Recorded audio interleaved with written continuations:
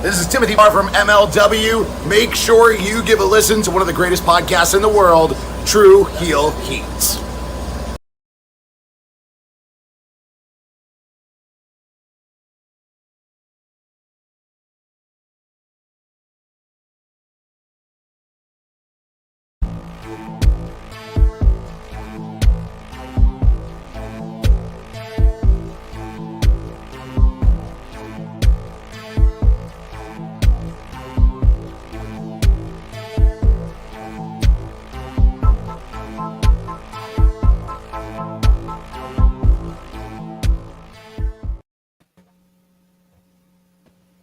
Hello. It is me, your True Hill Phenom SP3. We are live on the True Hill Heat YouTube and Twitter for our AEW All Out 2022 Roundtable review, talking about a long night from Chicago, Illinois, in the ring and outside of the ring. We're going to get into all of that on this roundtable review. We thank everyone for joining us live here on Monday, September 5th. I want to thank everyone for joining us, and shout outs, happy birthdays to my love, Miss P3. It is her birthday, but I'm spending some time with you guys to talk about a crazy night in Chicago. I am back in good old New York, and I am here with the Chicago own, the man of the house, his new nickname since he had us over the weekend, the StatKing.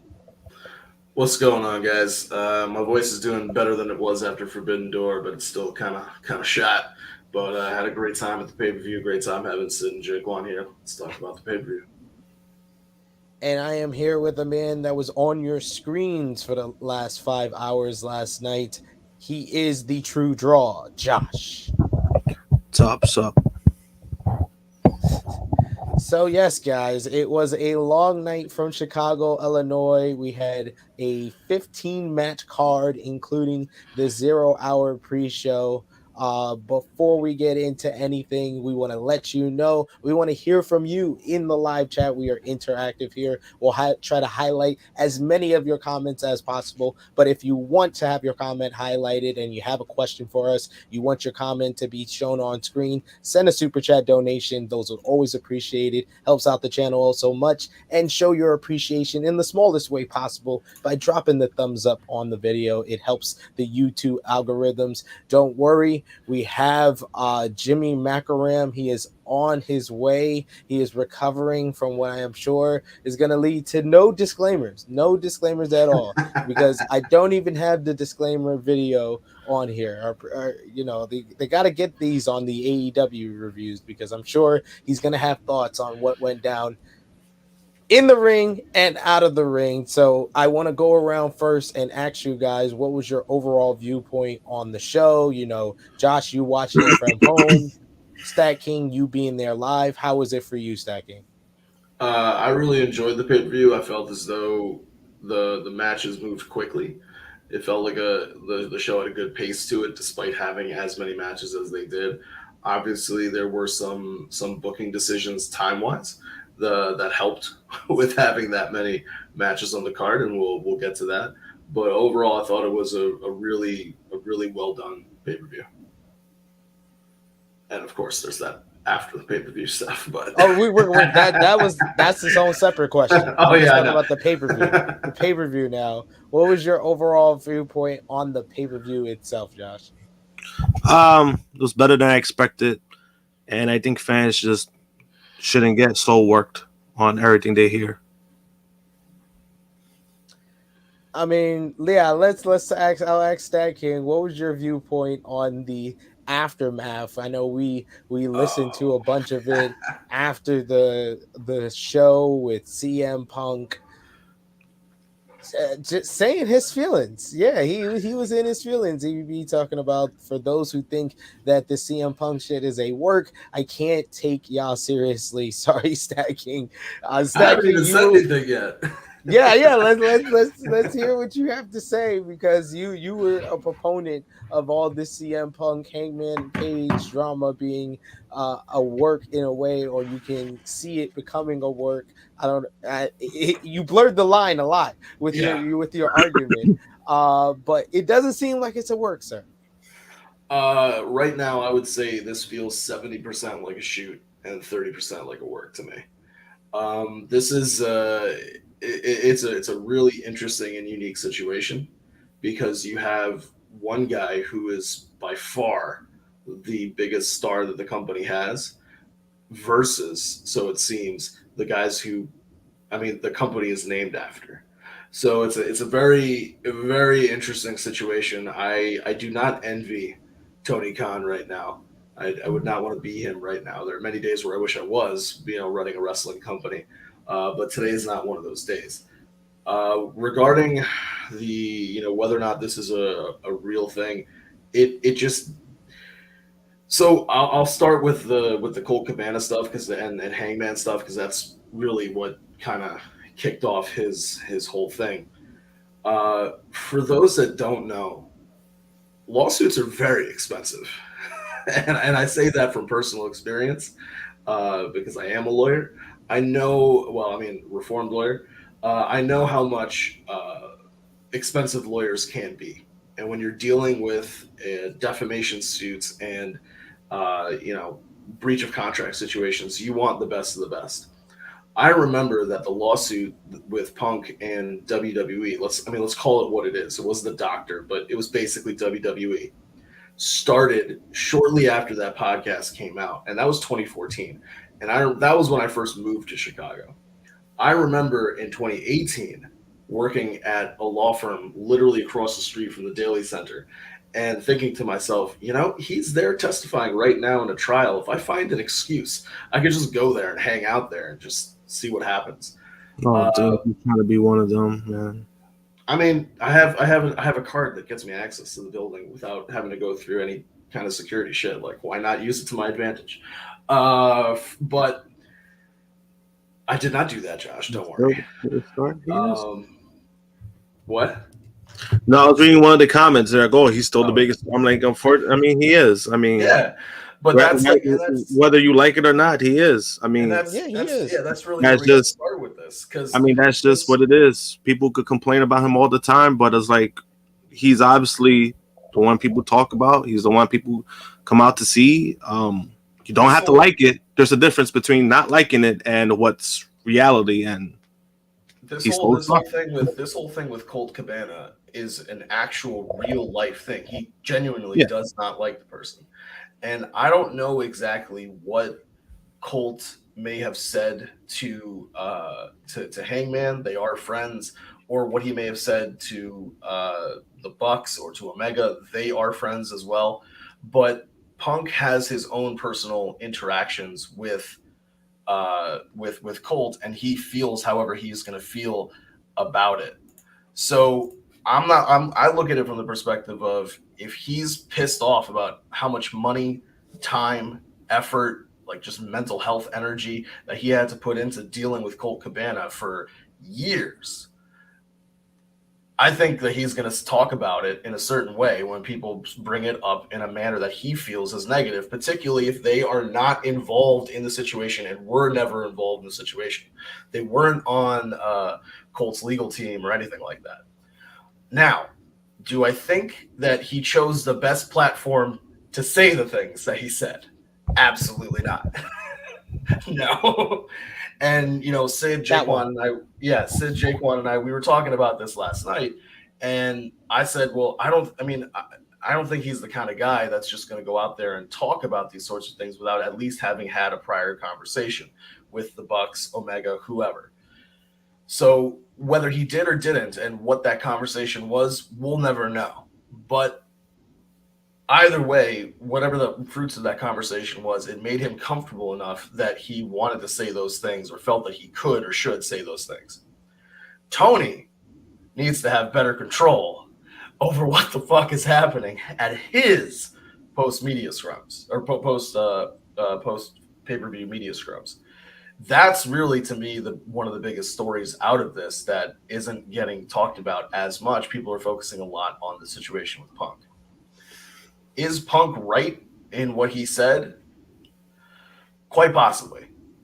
There have long been stories of the Bucks having issues with certain tag teams wanting to look a certain way, not wanting to put over other teams. We've talked at length over the years about the Bucks and FTR, for example.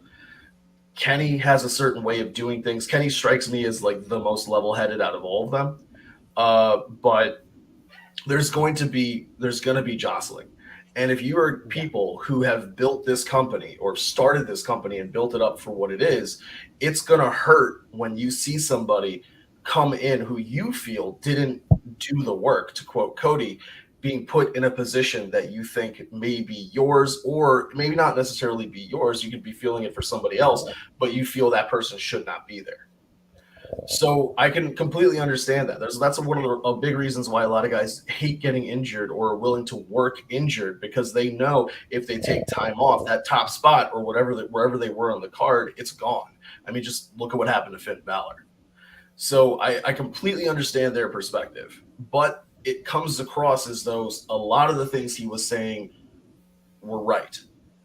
As to whether or not it's some kind of a work, I think they could turn it into a work, but right now it feels as though it's kind of a shoot. And I will say that for Hangman to, if what Punk is saying is true about Hangman, like not wanting to accept uh, advice or criticism or whatever the case may be, that's really dumb on Hangman's part. Because whether you think that Punk is right or wrong about his way of doing things, it's another perspective. Like if we, this channel is a great example. We all work on this channel together.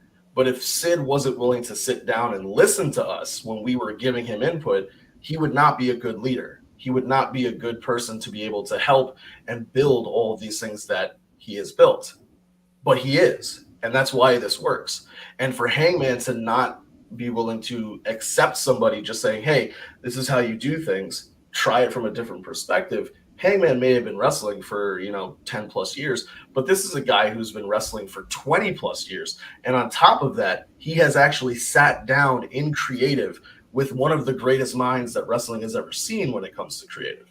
So he knows things from a different perspective than other people will. It's like how when AEW first started, we could clearly see the difference between people who had already been on TV, like a Chris Jericho, like a John Moxley, like a Cody, versus the people who had always mainly been independents and maybe brought in for impact tapings or something like that. You could see how they knew to work to the hard cam. You could see how they knew to work to an audience and know that what they're doing is not just for an audience in the building, it's for an audience watching worldwide.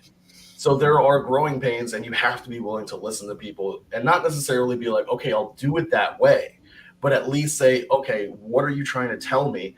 And how can I potentially use that or potentially not use that? Because at the end of the day, at least just listening to somebody and hearing their perspective, that alone makes you a good team player. So where they go with this, I don't know, but this is just going to be, I'm just in for the ride. So let's see what happens. Yeah, to kind of go into just what CM Punk said word for word here with as far as him and Colt Cabana's relationship. He says he basically started off with Nick Hausman of Wrestling Inc. and he asked him, he was like, "You do improv? Who are you friends with Colt Cabana?" And Nick Hausman kind of backed away from the question. He was like, "I haven't had anything to do with Colton in almost a decade. Probably wanted nothing to do with him even longer than that. It's fucking unfortunate that I have to come up here on this when I'm on my time and this is a fucking business." He then went on to say, why I'm a grown ass adult man and I decide to be friends with somebody is nobody's fucking business but my friends. If I fall backwards, will catch me. Scott Colton, I felt never would have. My problem was I wanted to bring a guy with me to the top that didn't want to see me at the top. You call it jealousy, you call it envy, whatever the fuck it is. My relationship with Scott Colton ended long before I paid all his bills. I have every receipt. I have every invoice. I have every email. I have an email where he says I have to go our separate ways. I will get my own lawyer. You do not have to pay me pay anymore. That's an email that I have. reason the public did not see is because when I finally had to countersue him through discovery, we discovered he shared a bank account with his mother. That's a fact.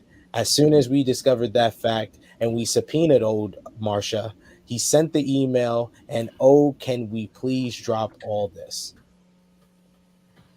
So I can go in more, but it's a lot. It's a lot to digest. I think that we can all agree this probably wasn't the best platform for all of this and to be aired out the way it was. But now that it's out there, it's just like the fact that it came out on the platform that it came out would actually support the idea that it's a work. Because you are completely controlling where it's happening, how people are hearing it, how it comes across, all of that. And when you have somebody like Tony sitting there looking completely lost in the sauce, that just adds to what is going on. And you know, the idea of where does it go from here? What's the purpose? To me, one of the things that's most telling about this is actually nothing that Punk said. It has to do with what Jericho said. When they were talking to Jericho, Jericho was talking about how he told Max that when he came back, he was going to be a babyface and he was going to be one of the biggest and best babyfaces that AEW had. And Max was saying, one, I don't know if I like that. And two, I don't even know how to really do that because I've always just been hated. And Jericho said, it's actually fairly easy. I can teach you, because to get people to like you is hard, but to get people to hate you is easy. And once they hate you, it's actually easier to get them to like you. And now we're in this position where Max doesn't even really need to do much to be a babyface. All he's got to do is beat Punk, and he already is the number one contender. And as for where they go down the road with Punk and the Elite, well, I mean, you could easily do some kind of storyline where it's Punk and FTR versus the Elite for those trios titles. And that is a match, or even Punk versus Omega. Those are matches that do not need the world title at all. And that allows you to create multiple money matches over multiple shows or pay-per-views where Max is defending a world title, and you can have Punk and Omega over here the same way that they had Moxley and Punk and Bryan and Jericho. Both of those are big money matches. One of those didn't need the world title because of the story that was made. And now Punk and Mox didn't really need it either, but they happened to be fighting over the world title, so you needed the title in that match. But Danielson and Jericho didn't. This is true.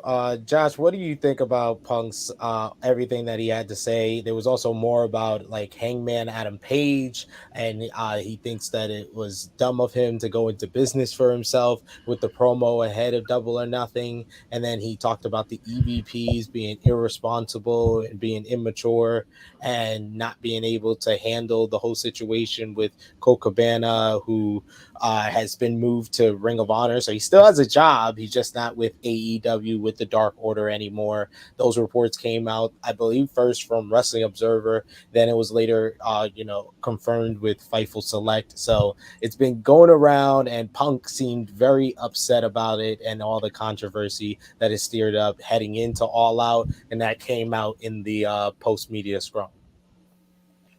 I mean, I think all he really did was acknowledge everything that's been going on. You know, we've been hearing a lot of rumors. We've been hearing a lot of the stuff.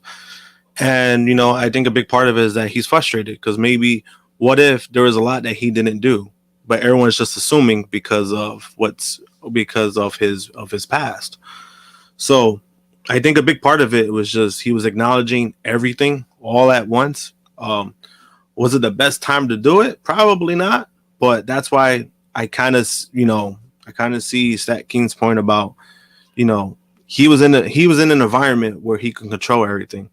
So that's why you can still blur the lines between a shoot and a work, because I just don't see him being in a position where he did what he did without talking to everybody. Now everyone wants to bring up his issues with Colt Cabana. At the end of the day, you know, they were friends, so we don't know what really happened. We can only assume based off what's been shown, you know, when it comes to like text messages and all that stuff. We don't know what really happened. The only thing that we know is what's been reported about like the case, like the lawsuit that was going on, that the fact that, Cole Cabana hired another lawyer, which he probably shouldn't have done, and this is where the mess became, big. But then because of who CM Punk was, he got the bad end of the stick. If you think about it, he got the biggest blame out of everything when it came to that situation. Pretty much like, their situation that has nothing to do with wrestling, pretty much. But I mean, yeah, that's just how I take it. He was just responding to everything all at once. Was it a shoot or work? I have no idea, just because of the circumstances behind it. He did it at a press conference. He did it at a press conference. He did it right next to Tony, which I'm pretty sure Tony wouldn't have okayed that. Part of me wants to believe that, but at the end of the day, I mean, hey, what happened. People are gonna have their narratives about the guy. There's nothing we could really do. We just got to see what happens. Yeah, if you walked into this being somebody who already didn't really like CM Punk or felt a certain way about him, this is confirmation bias. And if you're somebody who walked into this liking him or like really liking him, this could also be confirmation bias. If you're trying to just look at it like just as logically and as straight through as possible and being ambivalent towards liking him or not liking him, then you can see where there are shades of gray. Now, I'm clearly a CM Punk fan. I love the guy.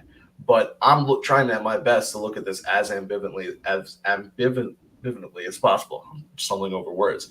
But that's why I'm saying, to me, it feels 70% shoot, 30% work, because I can still see how it's a work, but a part of me really believes this is just how the guy feels. Yeah. I mean, I'm looking at some of the comments, Nick, he's like, do we really think Tony has the balls to tell CM Punk no? Yeah, it's his company. You're not going to let somebody, grandstand the whole company. You're the boss at the end of the day. So of course he's going to tell him no, especially when it comes to a situation like this. Like, say if it was, right, all this shit was planned.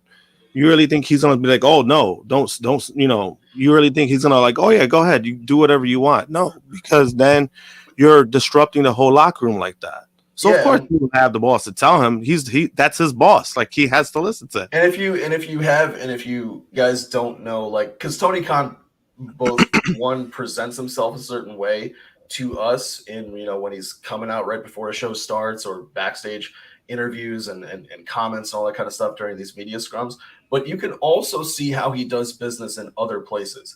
And you can see NFL players that have gotten upset at him when it comes to the Jaguars because he refused to trade them, or he's playing hardball with money, or he does business the way he does business. You can also see that in Fulham Football Club with soccer or association football in England. So he comes across a certain way, yeah, but he also does business a certain way. And if you are only a wrestling fan, then you are only seeing one part or one side of Tony the person and seeing how he does things. I would encourage you guys to look up and see what happened between him and Ngakoue, not Ngakoue. That's the MMA fighter. He was a Jaguars defensive end. Also look at how he was dealing with Fulham and how managers there have had issues with him, but they understood that he has the money and he has the power and the control, and they can say and try to do whatever they want, but he's still the person writing the checks. It's still being done the way he wants things to be done.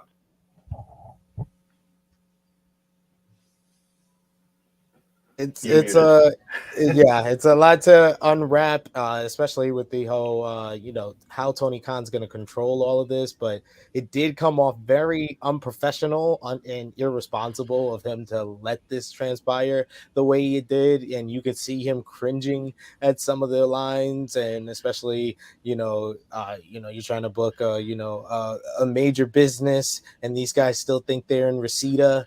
It's like the direct shots; those are the ones that it's just like I can understand the fallout to all of this, which was the reporting from a couple of numerous sources that were there at the All Out media scrum immediately following what transpired with what CM Punk had to say. You had the whole ruckus where security guard ran by during the whole melee, and apparently this is what came out from Fightful Select is that due to all his comments with Colt Cabana and him running over that history during the scrum immediately following the rant, Talent had informed Fightful that Kenny Omega and the Young Bucks were extremely pissed off, and one claimed that they were threatening to walk over the comments. And Fightful Select had heard prior that at least one of the Young Bucks had been in contact with Talent outside of AEW, indicating that many of the rumors heard about Punk and the frustration around him were true. Where they were told that the Elite were scheduled for the scrum, but an adjustment was made following an altercation between CM Punk and the Elite. They haven't heard learned if that was related to this situation or all this information filtering out at the same time. They're cognizant of to work in this type of situation because it could be a work. It could be a work like StatKing said. He did say that because of this platform, it does lend you to think that it is a work or he wants it to lean to a work. But Talent... But also what people got to understand too, because I'm seeing some of the comments, like when they're saying like, oh, he spoke too much about Colt Cabana and about like his bringing up his mom and stuff. But at the same time, that's where one of the main issues comes from, because he was getting the blame that he was the one that got Colt Cabana out of his contract. So of course he's going to bring him up because that's where the root of the problem, comes from. And one other thing that I just wanted to add, because I see Anika talking about Tony and the Jags and EBB talking about Fulham. I'm not saying what Tony's doing is right or how he manages those teams is right. I'm just saying that he's the one who has the control, and you can see that people don't walk over him. That's all. And the same thing's happening to me from my perspective here in AEW. He's not letting these people walk over. It may come across that way, but that may also be how he wants it to come across. Yeah, it looks like he's running over people, honestly. So yeah, I like Asko says here, Punk is running the company. He even admitted it during the scrum. I'm running a company trying to make money. And he said I'm working with children. So yeah, I mean, everybody who works there should have the perspective of they are running a company. You should always be thinking about things from that company perspective, because that's going to inform you the best way to make decisions. That's how almost every single person here on THH, except for people that we collaborate with, that's how we all think. Every single one of us thinks from the perspective of how are we running the company, because every one of our decisions affects the True Heel Heat. So that every single wrestler should be having that mentality. This is ultimately a business. Yeah, you get to go out and wrestle and do that kind of stuff, and that may be great for you as a person from what makes you feel happy and fulfilled. But this is still a business at the end of the day, and understanding that. And that's why I was saying before, this guy learned from Paul Heyman. Paul Heyman is business at the zenith, business first. So that's the way his perspective runs. And we see that from how he did things in Ring of Honor. We see that how he did things at IWA. That's just his mentality. And it should actually be the mentality of everybody, because if you don't want the business to succeed, why are you working there? Yeah. I mean, I can understand that perspective, but it just looks like a mess right now. We do have a super chat donation here from Bam. Thank you so much, Bam, for this $10 super chat donation. We always appreciate that. It helps out the channel. He says, I get that fans shouldn't get work up with what is happening right now, but when you got Punk and the Elite / Hangman that get emotion out of their fans like them, I can kind of expect this reaction from the fans. Yeah, I think this is kind of two of the most staunchest kind of fan groups or fan bases in wrestling is CM Punk fans and fans of the Elite. And now to have this kind of oppose where you could kind of see it from both perspectives. CM Punk adds a lot being this like top star and top draw for the company, top babyface, one of your favorites, John. And but the Elite is the kind of the pillars. They are kind of the forefront. They were the seeds that sowed all Elite wrestling, and now it feels like it's kind of a power struggle between the two over a situation that really it had nothing to do with the Elite, but they have kind of crossed over into that because of their friendship with Colt Cabana. Yeah. So I think we will talk more about this for sure on True Hill Heat coming up this weekend, because there's going to be plenty of more fallout from all of this, more reporting going on, and we can talk more in depth on it when we get there. So we got to actually get to the show we are here to discuss, because there's 15 matches to discuss. So we'll go through the 0 hour pre-show as fast as possible here. The night started off with Sammy and Ty walking the red carpet with RJ City. And RJ City, this led to a little segment where, once again, Sammy Guevara is chased by a car, or driven by Ortiz and Ruby Soho. They fought them into the arena, and the match was set. Anna JAS was kind of the deciding factor here. In the end, it was Ty hitting the Ty KO and a vicious bump for Ruby Soho, apparently breaking her nose. But Sammy and Ty retain the AAA mixed tag team championships. This was still when kind of people were kind of filing into the arena, wouldn't you say, StatKing? I gave this match 2.25 stars. It was fine for the spot it was in. Yeah, I think it was just a fun way to kind of start both the show and 0 hour in particular, and that the golf cart spot is hilarious. That just needs to follow Sammy forever and ever and ever. Somehow, like, it would be great if, like, down the road during a feud, somebody just threatens to hit him with a golf cart. Like, I know what your weakness is. You can't outrun a golf cart, and Sammy's like, damn, I got nothing, because that's absolutely true. I can't. But yeah, that was a really vicious bump that Ruby took. I hope she's okay from that. But yeah, it was just a fun way to start the show. You said 2.25. I'll go with that. Yeah. Yes. We got also Josh, what did you what did you think about this matchup to open the 0 hour pre-show? I mean, it was a fun way to open it up. I kind of like how they did something a little bit different because they've had the same matchup the last 2-3 weeks. So I kind of like the fact that they switched it up a little bit of how it started. Yeah, for the most part, I mean, I hope Ruby is okay. But I mean, overall, I mean, the match did its job, so I was fine with it. Yes. So next you got Hook, my boy, number one hooker out on these streets, defending the FTW championship against Cool Hand Angelo Parker. This was what we kind of expected. Matt Menard would get involved, causing the distraction, but Hook was able to overcome, locking in the red rum in just about 3.5 minutes to retain the FTW championship. After the match, though, Matt Menard runs into the ring to jump Hook, and he gets the help of Action Bronson, the person who performs Hook's song, rapper extraordinaire and wrestling fan, and he helped out Hook, making the save for him and standing tall in the ring at All Out on the 0 hour pre-show. What did you think, Josh? I thought it was great. I didn't expect that to happen. Match itself, I mean, it is what it is. I already knew Hook was going to win. Didn't expect too much from that, but I think that after the match, I thought that was pretty decent. What did you think, StatKing, being there live?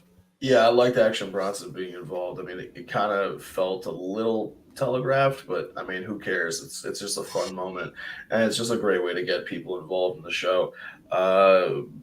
The match itself was really good. It was one of the first times we've really seen Hook start to get beaten up a little little bit, and that was really cool. I hope they start to expand upon that because we haven't really seen him do a lot of selling, but what we saw last night was really good. He's a great seller, so hoping to see that just continue to grow for him. Yeah, just a good quality win for Hook, and Or he hasn't nice sold because they haven't given much for him to sell. I mean, hey, Also it's on the talent to step up and be able to beat him up. Only Cool Hand Luke can do it. Cool Hand Parker. The third match on the 0 Hour pre-show, you had AEW All Atlantic. Well, to give a star rating for Hook and Angelo Parker, I give it 2 stars because it's Hook. For the All Atlantic Championship, you had Pac defending against Kip Sabian. Kip Sabian making his in-ring return after months in a suit and a box in the front row, and it led to a championship match. So congratulations to him. This was a cool match, though. They were very hard hitting, had a nice little strike exchange at the end, but in the end, Pac just overpowered Kip. Basically hits him with a German suplex. Then he just stomps at his head repeatedly, like a goddamn roach. Then he went up to the top rope, loaded up the Black Arrow. He hits the Black Arrow 1, 2, 3 in just over 10 minutes, 20 seconds. Pac retains the All Atlantic Championship. I gave this one 2 3/4 stars. This was a nice little pick me up on the rest of the action that we saw so far. What did you think, StatKing? So I missed most of this match because I actually forgot that this was happening. So I was like, there's a lot of time before Eddie Kingston and Ishii are supposed to go. This is my chance to get stocked up on food and everything. So I missed most of the match, but I did catch the ending, and my God, Black Arrow is it's a thing of beauty to see it live. I feel a little bad for Kip. He went through all of that just to lose in his return. But the post match, the cameras were focusing on other things, but the post match for him was really cool to see him get further into this. I am unhinged. This is I'm losing my mind, and that part's cool. I want to see where they go with it because he's going to need to start getting some wins. Yes, indeed. What about you, Josh? The match was pretty cool. I want to hear what Prince has to say. It was kind of nice to see back. He just left. But I mean, yeah, it was a fun match. I was kind of, I like Kip. I think he's really good. It's just I wish they could use him more. Yeah, I think they can find a better use for him, but he seems like he's kind of. I know he was in. He feels like he's kind of been positioned in like a mid-card role. Yeah, and he's fine with that. Yeah, and he had a great match with. I mean, it's one of the things for a while there when Dark first had its shift away from what it used to be. I used to always be saying on Dark Power, Kip Sabian had a match with Kenny Omega on AEW Dark, and it was actually a really great match. So I can see how they can use him and use him very well. The question is just going to be how will they? There's so many. It's like a great NFL offense. There's so many mouths to feed. There's only so much TV time. I'm hoping they're going to be able to find a good place for him and seeing how they can best utilize him. One would hope for sure that they find a role for him, but yeah, like I said, he had a post-match breakdown talking to the box, and then we also got Tony Schiavone on the stage, and Pac says that he needs a new challenger, so steps up his former rival, Orange Cassidy. Pac immediately says no. He says Cassidy is not a wrestler, he is a joke, and he says that he can get to the back of the line. And this leads to a segment later in the night where we find out that it's going to be both the Death Triangle trio versus the Best Friends trio in a trios match this Wednesday on Dynamite. Any thoughts on Pac and Orange Cassidy being the next direction for the All Atlantic Championship? I just absolutely loved how Orange comes out, the music, everything's hitting, the crowd's losing their fucking minds, and then Pac's just like, no. And he just walks away. I was like, that's hilarious. That was great. I love that part. But yeah, I mean, it's a fun little rivalry to to go back to, because if I remember right, that was the rivalry that involved Trent and Chucky going, he's going to try. That's when he tried for the first time, when he had his first matchup. Josh, what did you think about this little segment here in the setup? I mean, I don't know. I mean, I like their first matchup, but at the same time, you're kind of putting Orange in another situation where he might go for for another title and then lose again. So it was like, I mean, I like the matchup, but it's like, damn, you kind of putting this guy in the position facing another baby face, and he's probably not going to win. So I don't know. It seems to be a dilemma that they usually put Orange Cassidy in a lot of times. We do have a super chat donation here from Bam, who says, what I also saw last night was that Tony Storm might have problem with Thunder Rosa with the scrum comment, and TK seems to be upset with Rosa too. Yeah, I mean, it did not sound like there was the best of terms as far as Thunder Rosa and Tony Storm. I thought Tony Storm was one of the people that were good friends with Thunder Rosa after the Thunderstorm tag team. But it seemed like her comment when she said Thunder Rosa says she's injured. Okay. Uh, and she said when she comes back, she'll take the title from her for real and No, I unify. mean, yeah, I think that's just all like, I think that's nothing. I don't think that was, at least You in don't my think it end. was a shot? Yeah, I don't think it was. I don't think it was serious because of the whole aspect of using like the title and stuff like that. Usually, that's how sometimes with these media scrums, people always got to realize that they usually mix both like reality and kayfabe. So I think that was a kayfabe thing. I think that's all it was. What did you think, John? Sorry, I muted myself. About the Rosa thing with Tony, yeah, it did feel as though there were some problems there, which I mean is kind of funny considering that Thunderstorm was a thing for a while. They were coming across as pretty good friends on TV. So it's just, I mean, hey guys, you know what this reinforces? That sometimes people can be really great actors. Wink, wink. But also, yeah, I'm less concerned about Tony's perspective. Well, okay, Tony's perspective versus Tony's perspective. Khan, meaning not Storm, because he was looking for people to build this division around, and he had kind of settled on Britt and Thunder Rosa, and it seems as though he and Thunder Rosa are not on the same page anymore. And I mean, there's some clear reasons why. He has disrespected her in comments and, more importantly, the booking. And it's really funny that I think I said this on the preview or something like that. How to keep Thunder Rosa happy is very simple. WWE wanted her to be a referee. You don't have to go that far to keep her happy. I'm not saying, like, I don't think she's the kind of person where she's like, I need to be champion all the time, forever and ever, and beat everybody. But you need to be able to give her time to do the things that she needs to do to help her character. Because again, helping her character helps you. So I think that that's also a situation where Tony has to have kind of a little bit of a come to Jesus moment about how he is working on this women's division. And, maybe he will, maybe he won't. I hope he does.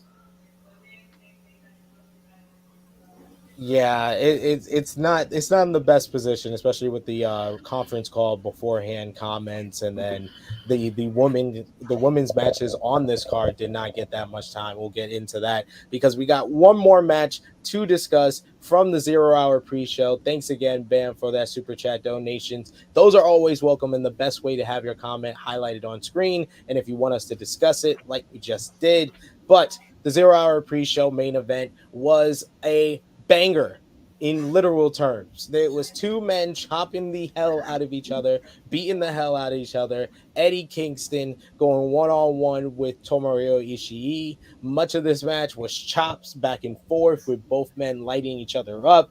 Yet Ishii hit like the first move of the match with a vertical suplex. He misses a charge into the corner, and Kingston hits him with more chops. He gets a DDT for a 2 count. In the end, they had another chop exchange. They had a slap exchange. Kingston hits the spinning back fist for a near fall. Then he hits another spinning back fist and then grabs for a Northern Lights bomb for the pin to win here in 13 minutes, 28 seconds. I absolutely love this match so much. This was one of my favorite matches of the whole entire night. I gave it 4.25 stars. What did you think, Josh? Um, yeah. Which match? Sorry. Kingston and Ishii. Oh shit, that shit was a 4.5 for me. I loved it. Yeah. That shit was 4.5. I mean, honestly, it was what I expected. I mean, hey, both guys delivered. I mean, it was a freaking hoss fight.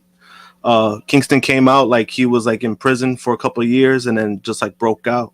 He kind of like remember Wesley Snipes in Expendables 3 when they helped him escape? He had like all the hair and all the beard. That's how Kingston kind of looked like, or he looked like a Walking Dead, one of like the survivors from Walking Dead. He looked like cool. Like, but yo, it was a great match. I mean, I kind of like when I got to see the first match, I kind of got to see it last night before I went to sleep. I kind of like last night's match a little bit better. Maybe it was because of the scenery. I don't know what it was, but I did like last night better. But yeah, overall, I mean, it was a dope match. I thought that should have been a match that should have been on the main card. That's how good it was. Yeah, 100%, and I had a great deal of like crowd support to it. Just fully invested in every chop, every part of this matchup. Bebe is mad at you for 4.5 stars. I gave it 4.25, so you should probably be mad at me. What did you think? I mean, but then you also got to understand. Like, I gave 4.5 on the level of what these guys could do. It's like, again, it's not gonna be a wrestling. It's a fucking hoss fight. So you also gotta consider what you rated from that aspect, because you gotta, hey, like when everyone talks about Sheamus and Walter, right? They loved how the match was, but was it like a real good technical wrestling match? No, because it was a fucking hoss fight, and that's what everybody loved about it, because that's what they expected. So I mean, hey, that's what I give it. I stand by it. See, EBB is the low man. He goes 3.75 stars. We got MCAS who says Ishii versus Kingston better get 5 stars. Well, no, not from me, not from Josh. What about you, StatKing? I'm with Josh. This is 4.5. This match was fucking incredible. I didn't think that my voice was going to get shot on the pre-show on 0 Hour, but it did when I had to scream, "Get the fuck up, Eddie!" But man, this was absolutely incredible. This was a great match. These are two guys who like are embodiments of that just physical, hard hitting style. And Eddie's just walking a little bit further on that King's Road. Where that road's going to lead him, I'm not sure. A part of me, to Josh's point, there are no barbers in Yonkers. Like, what the fuck? But well, I mean, remember he was suspended, so he's probably locked up. That's true. He ain't got his check for the week. but a part of me was thinking to myself, or kind of hoping, like, hey, like maybe Eddie looking like shit could potentially be part of some kind of storyline for him down the road against Punk as champion. That would just be really cool. Like, just to even just visual cues of ways to talk about how Eddie's been affected by not just the loss to Punk, but also just generally everything that's been going on about Punk and Punk's comments during that Moxley of the second best Kingston. But that's something else entirely. This match was absolutely incredible. And honestly, I'm actually fine and happy with this on the pre-show, because the 0 Hour is your last your last ditch or last attempt, whatever you want to call it, at getting people to buy the pay-per-view and watch. And you need to have, maybe for from time to time, some absolutely amazing matches on these 0 Hours, or even WWE pre-shows, or whatever the case may be, or before the Impact. to get people to be like, man, if this is what they're putting on the pre-show, I wonder what that main card is going to be. And then they go over the main card, and you're like, oh, I might be interested in that. Yeah. Well, that's a way to do it. That's a big part of it. Yeah, I mean, that's a part of it, but I don't think it's like a big aspect to that. But I mean, I kind of get that point. I get why that was in 0 hour, but then also because the build up. I mean, there was really no build up. It was just, hey, you two guys have a match. Here you go. So in that aspect, I understand that more than the other thing. But hey, I mean, it was a great way to close out the first hour. Hey, both guys delivered. Yeah, it set the pace for the show. So we kicked off the main card with the casino ladder match. Ray Phoenix and Wheeler Yuta started things off in this matchup. Then we had Roosh make his entrance. I will say, I talk shit about Roosh not really trying a lot, and he's been trying more, and he stood out in this match for me. Andrade El Idolo came out. Those two men worked together. Claudio picking up had crazy spot where he had the ladder bridge. He made a ladder bridge and then lifted it up with Andrade on top of it, dropping him to the floor. You had Dante Martin standing out with his agility, flipping everywhere. Ray Phoenix kind of doing the same, working with him. Penta then came out. He added to the matchup with a setting up Phoenix for a frog splash on Roosh through a table at ringside after he hits a Mexican destroyer on Andrade on a ladder bridge. That was right in front of me. That was awesome. Then the match just goes to disarray as Stokely Hathaway in mass with his new band of brothers that he's been collecting with these business cards. They came out and attacked everybody, leading to a Metallica purchase by Tony Khan. He's putting up those. Rolling Stones pickup from Tony Khan to set up the Joker coming out, and the Joker was handed the poker chip to win the casino ladder match from Stokely Hathaway after the unmasking. This was a wild ladder match, but the outcome only makes sense if you watch the whole show. At the moment, it felt like a strange finish, but at the end of the night, it all made sense. What did y'all think about the opener, though? The casino ladder match, StatKing? I gave it 3.5 stars. 3.5 feels right. I might go even a little bit lower just because of the Cesaro struggling with being a Home Depot employee. But this was a fun match to start the show. Like I said, the moments where they were having some issues with the ladders and all that kind of stuff, that kind of took me out of it, because I was like, I mean, I get that, you're trying to make people fall off of shit and everything, but there are ways to practice it. And I guess, no plan survives contact with whatever's happening. But I thought that it was also well spaced out, meaning who was entering when and where. And that was pretty well done, because on paper, these are 3 tag teams and Dante Martin. And Dante did not feel like an afterthought in the match, especially when he was first entered the match. As for the finish, I absolutely love the finish, and that was even before whatever happened in the main event. Because from time to time, you need heels to do things that are actual asshole moves. And a lot of people were upset about, for example, the way Carmella won Money in the Bank. I didn't really see that big of an issue with it, because the goal of a heel is to cheat. No, No. I gotta stop you right there. There was a big issue because your first women's ladder match, you had a fucking man. Sure, yeah, you had a fucking man win the match. That's the issue. That is the issue. You cannot defend that bullshit. I'm sorry. You cannot defend that bullshit. No. Fuck out of here. Do not do that. Do not do that. What I meant is just that heels should be finding ways to cheat.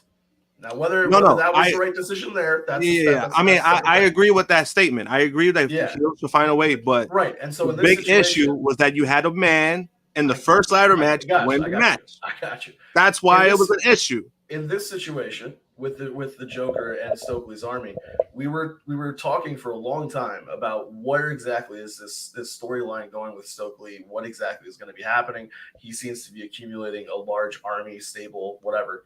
And even if the Joker is somebody completely brand new, somebody old, whatever the case may be, it added something to it in that this Joker already comes across like an asshole, not just because of the fact that they are clearly a heel or whatever, but it's how they're winning the match. They're not doing anything to actually win. That part of it I loved. Yeah. Yeah, I understand where I'm coming across bad on the Money in the Bank. You gotta take that back. Retract it. I appreciate you guys catching me on that. Like, what? Yeah, I was like, what? Like, no, I was just looking at it like, I'm looking at it like, okay, it's somebody cheating. I like that part of it, but yeah. Now you had a woman do it. When you remind me of that part, I'm like, all right. Yeah, but then also it's just it's not only that, but it's because it's the first one. Now it was the third or fourth match. You could do that, but for a first time match, you can't. You can't pull some bullshit like that. That's the only thing that it came down for me. But as in last night, I mean, the match itself was good. I got confused like when it was going on. I was like, what the fuck is this? Because it kind of reminded me of like Retribution or some shit. So I was like, I got kind of lost at first, but then when I saw it was Stokely on top, I'm like, what the fuck is going on? And then you have everyone take off their mask, and then the time started going. I completely forgot about the Joker didn't come out yet. So the time kept going on. I was like, oh, but the time is going on. So what the hell's gonna happen? And then the person came out with the mask. I automatically knew who it was. The fucking mannerisms, the way he was walking, him clean up his shoes before he gets inside the ring. It was so obvious, and that's why I loved it. I was like, oh shit, this is the way you bring him back. Like this is what you have to do to bring him back, because if it would have been the other way around, say like if it was a regular Joker and then he shows up, it would have been kind of defeats the purpose of his promo to what end up happening eventually at the end of the night. Yeah, we will get to what happens at the end of the night, because it was a one of those iconic AEW endings that people talk about outside of what happened after the show. But yes, we got to talk about the next match on this card as they determine the first ever trios champions, as it was the Elite, Kenny Omega and the Young Bucks, going up against Hangman Adam Page and the Dark Order. This one was electric from the start. Just anytime Hangman Adam Page and Kenny Omega being there live, anytime they were in the ring with each other or got close to touching each other, these fans were on their feet throughout it and just were loud and wanted to see them interact with one another. Love the storytelling with the finish where Hangman goes for the double buckshot lariat on Kenny, and instead of Matt giving him the nod of approval like he did at Full Gear, instead he holds on to his foot like Hangman did to him back when he cost him the shot at the AEW World Tag Team Championships. And then finally it comes down to some great near falls from John Silver, who reverses the One Ring Angel at one point for a near fall, but then they try to double team Kenny Omega with John Silver holding him and Hangman Adam Page going for the buckshot lariat. Kenny moves out of the way. He hits the buckshot lariat on John Silver, and they pin Silver to win the Trios Championships. I don't want to do it. I've only seen it once live. I may go back and give it the full boat afterwards, but on first viewing, I'm going to go 4 3/4 stars on this. But the storytelling was better than anything on this card for me. I love the storytelling of the main event, but the little Easter eggs and callbacks to certain points of the feud added in with just tremendous action, whether it was Alex Reynolds getting Alex Reynolds chance and standing out in his own way. You had John Silver being one of the best hot tags out there. You had the Young Bucks in their bag performing very well. Kenny Omega being the star. No compression shirt this time. He's fully healed. He's at full strength, and he came out and performed, getting the victory here. And the finish was just perfect the finish was just perfect because it's Hangman Adam Page costing the Dark Order the win after he didn't even want to be in this tournament. He was forced to be in this because the Dark Order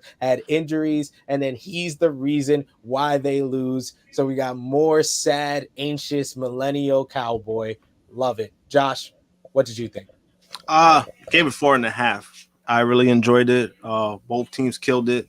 I also like the fact that they gave some of these guys their shine when it mattered. Reynolds got his moments. Silver was great.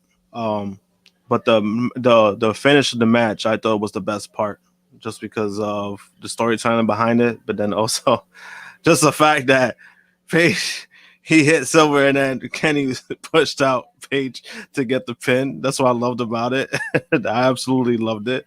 But yeah, overall great match. StatKing? I gave this one 4.5 stars too. My favorite moment from this match is when Kenny and Hangman are trying to go at it, and the ref finally does his job in a tag or trios match. And he's like, "You are not the legal person. Get the fuck out of the ring." And then they each drag their corresponding tag partner over just to make the tag. That was absolutely incredible to me because it's just like these guys have completely forgotten why they're even in this match. They just want to hit each other. And that was a really nice touch for me. But this match had it all. I was in the section with people actually a couple seats to Colleen and my right were the people who were starting those Alex Reynolds chants really, really heavily. And yeah, I'm glad that, Beaver Boys, Silver and Reynolds finally get to have an awesome showcase for the things that they're able to do. They are people who do not get utilized that often in AEW. I have the benefit of seeing them a lot because they're on Dark and Elevation a lot. But they are a really, really great tag team. And with the proper booking, they would be absolute stars.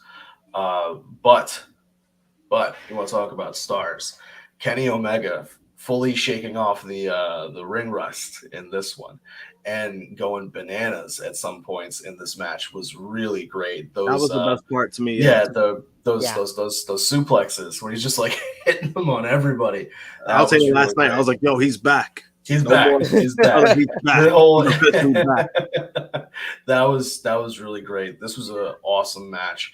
My thing is, if there's one story that outside of this whole Punk situation that I really want to know what is going to happen, it is going to be seeing Hangman continue start a spiral again after hitting that buck. Because the best part of this is that the two people in the match with him are his two biggest supporters from the Dark Order. They are the two closest friends and have been for such a long time. And he is the one who let them down. That is going to be absolutely soul crushing for him. And I can't wait to see what happens with it. It's the two guys that recruited him to the Dark Order. So yeah, it's a great story, and I'm interested to see what they're gonna do next with that. But next we had Jade Cargill defending the TBS Championship against Athena. These two women had a tall order, to say the least, following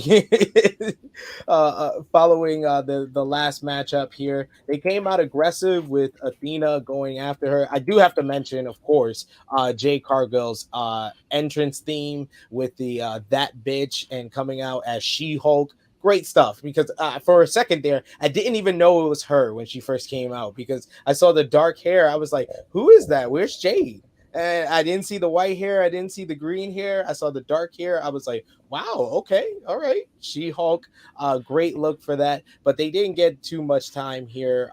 This match ended in 4 minutes, 25 seconds for a feud that's been going on for nearly 4 months. Is a really short time that they had. Kira Hogan and the baddies got involved. She took out Layla Gray, but Kira Hogan grabbed her leg in the end. She tried for another springboard, but then got pump kicked in midair, and Jade hits the Jaded for the victory here to retain the TBS Championship. I gave this 2 stars. I was disappointed that it got this little bit of time. What about you, StatKing? To me, it felt, it should have gone a little bit longer. I can see the 2 stars. It also felt a little. It also felt a little botchy to me. There were some clear kind of missteps in some of the transition moves that Athena was trying to work on Jade, and I was just like, man, like you gotta. The height difference really is playing a factor here. I feel like I wish they had gotten maybe more time practicing this or just in the ring in general, because these part of the whole storyline was that Athena was not really able to get her hands on Jade. And if you're not going to do that, then I'm hoping backstage you're working on some of these things, because if you're touching somebody for the first time or whatever the case may be, it's sometimes hard to know exactly how they move and how they do things. And so for that reason, it did come across some parts of it a little botchy. Athena was going for some moves that I think would have worked better on somebody a little bit shorter, or that was able to know what she was trying to do so that they could help the movement of the match. But overall, I think it ultimately got the job done, which was to continue to make Jade look like a star. And I'm just trying to figure out who is going to be taking that title off of Jade. One other thing that I thought was pretty interesting and made sense was that she did not come out with Stokely. Stokely probably very busy, holding on to that. Yeah, no, you didn't need to do that Yeah, either. ladder It chip. would have been Yeah. like, meh. It would have What been is like, why like because the attention would have been on Stokely and not the match, because everybody had just seen Stokely do what he had done. So my question is going to be or my thought is, what is going to be the situation between Jade and Stokely going forward because of what we had just seen with the ladder match and the main event? A part of me feels as though for Jade's character, it would make sense for her to be like, whatever you're doing with MJF is too messy. I don't want anything to do with that. My focus is on me, myself, and I, because I am that bitch. And potentially, Stokely's like, well, if that's the way you feel, fine. And then he tries to find somebody who he can take that TBS title from, because Jade decides she doesn't want to, be using his services anymore. That's one potential storyline. I don't know where they're gonna go, but the question is still out there. Who is gonna be the one in now 37-1? It needs to get to at least 50. That's what I think.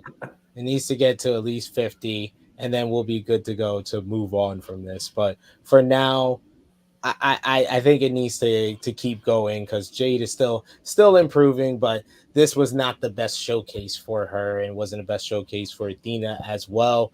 We got Bam with a super chat donation. Thank you so much, Bam, with another one. You're giving that heat for us, saying that, did it seem Punk was kind of shocked that Mox had some of the fans on his side at points, that Mox had to middle finger them.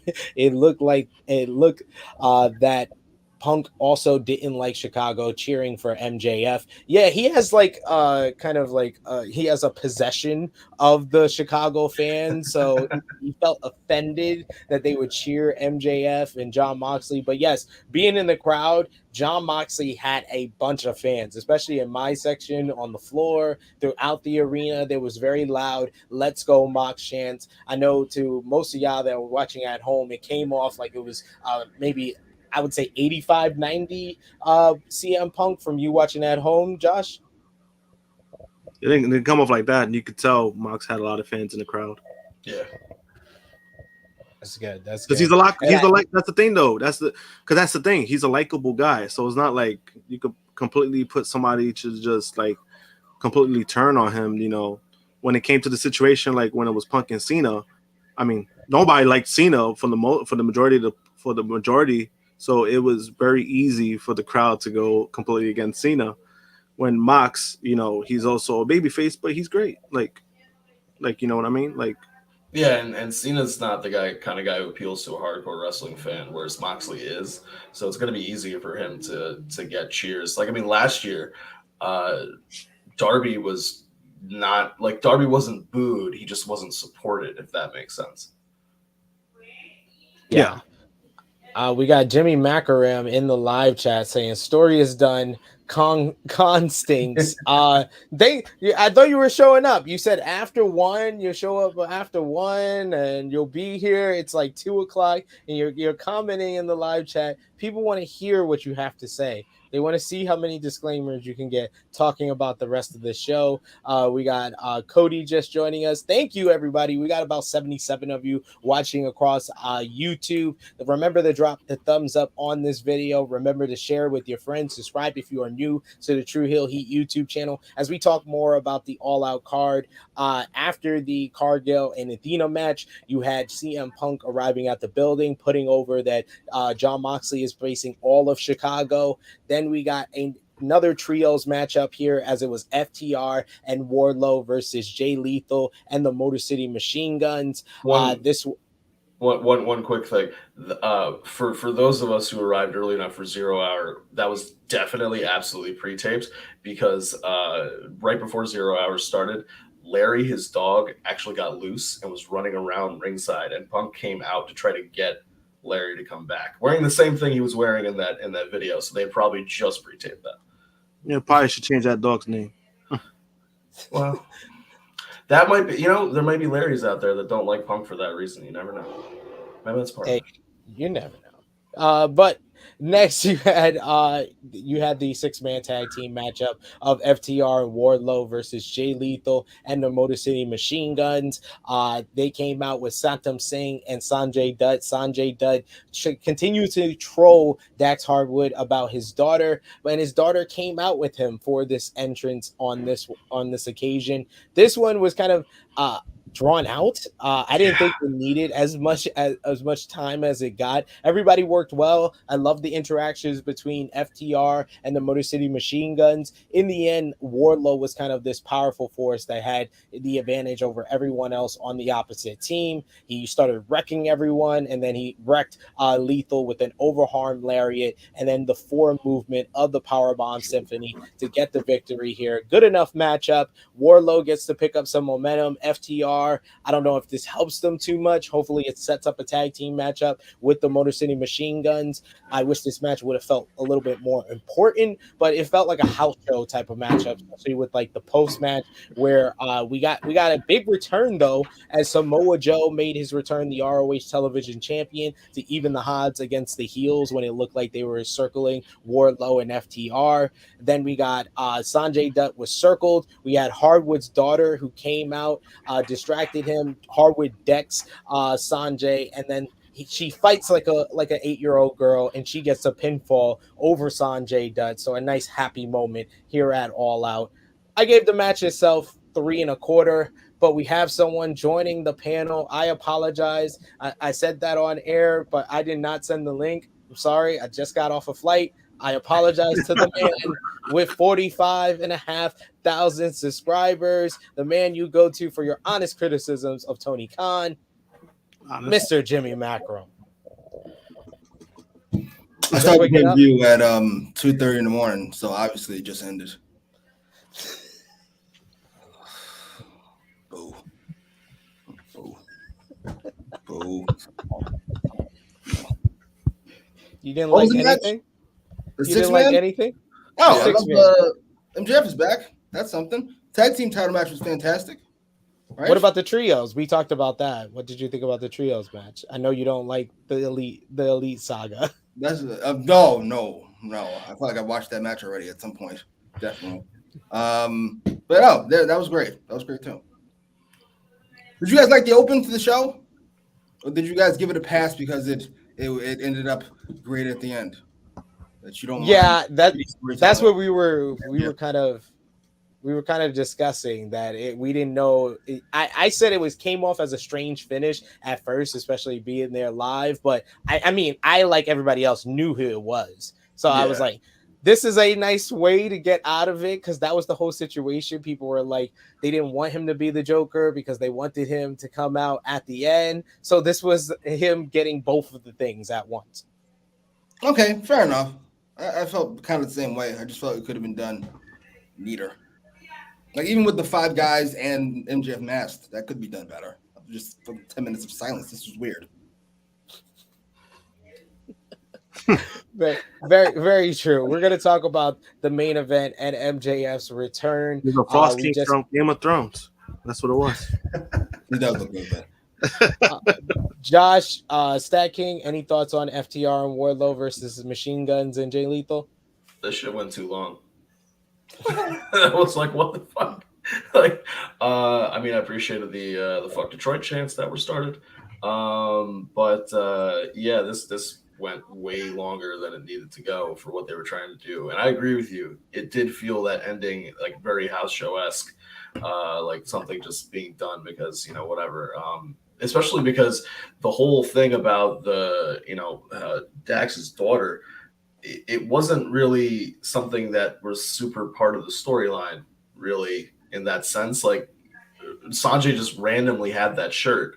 If they had been talking about it repeatedly over the course of time, then I think it would have made more sense. But I mean, hey, she gets her moment. I can't be too mad at that. Yeah, it was more based on the go home promo on Rampage on Friday. Yeah. Rampage? Who watches that? Jimmy asks. Seriously. 4 people watch Rampage. Like, This is outrageous. He was like, people got time if they watching Rampage. But next we had a grudge match, as it was Powerhouse Hobbs versus Ricky Starks. This was supposed to be, I thought another match that I thought probably should have had more time, like Athena versus Jade Cargill. Ricky Starks came out. He hit a bunch of flurry of offense, but of course Hobbs overpowered him, started focusing on the neck with neck cranks. In the end, Ricky hits a DDT, a tornado DDT for 2. Then he gets back up. They had run the ropes a few times, and then Hobbs hits the spine buster to give him a sudden win in just over 5 minutes. Jimmy, what did you think? I really wish I would have came in after this match. This was fucking egregious. What? I mean, part of me wants to give him a pass because, all right, it's a 4-hour show, which means we've really got 30 minutes for darkies. So we're going to do 5 minutes for Jade and then 5 minutes for Starks in them, and then we'll get Swerve in them 20. Fair enough. I cannot get The words and opinions of Jimmy Macram do not necessarily reflect those of True Heel Heat, its viewers, or affiliates. Am I the only one that thought it? Wait, what did he say wrong? Was it just me? He said darkies. He said they gotta give a little bit of time. You got 10% for the darkie budget. Let's be honest. I get it. I get what you have. Demographics and whatever. Fair enough. Yeah, they could have the match right before this was 16 and a half minutes. They could have taken 6.5 from that one, given it to Hobbs and Starks, and it would have been fine. Ta-da. Like fucking magic. It's almost like if you're not a complete fucking idiot, you're not gonna mess up All Out. Damn, how you do that? There you go, Josh. What did you think? Match was too short. It just felt like a glorified squash match. I mean, Ricky had some offense, but then that's how it came off to me. You know what I mean, it's a good win for Hobbs, but it was short as fuck. Is it? Like, he hit a spine buster, then he left. He like ran out of the ring because we got other. I mean, as in like him winning, like he needed to win. He needed to win more than Starks would need it, and that's what they did. But the match itself is just too short. If anything, it just reinforces how much of a joke the factory is. They couldn't beat Starks no matter how many times they tried, and Hobbs is just like, fine, I'll do it myself, and Thanos is him in 5 minutes. Well, to be fair, the factory, they're like the putty, so I mean, what do you expect? This is true. Starks not signed? What's going on? What are you doing? He's signed. I think he's signed. He's signed. I didn't understand the booking. I think we're gonna see a rematch of these guys on TV, but I don't know. We do have Frantic World who X's Starks, Ricky Starks hurt. Maybe that might be another thing. I don't know if he's racking up brains to make this make sense. Whenever you get a neck injury, I don't think you're ever not hurt again.